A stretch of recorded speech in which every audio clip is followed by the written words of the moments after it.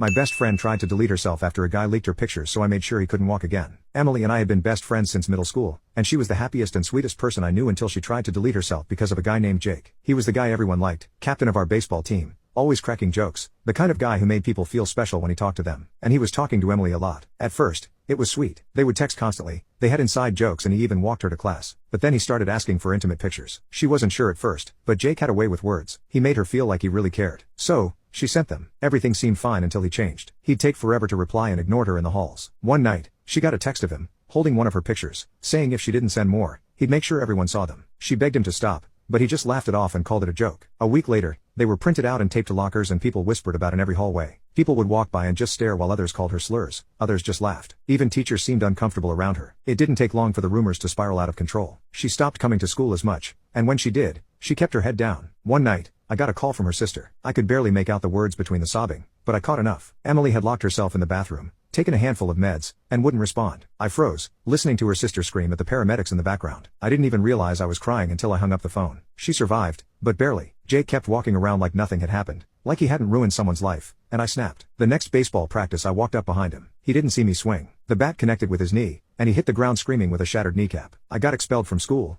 but honestly, I didn't care. I visited Emily every day in the hospital, and slowly, she got better. Jake, however, can't use that leg to this day, and I don't regret it.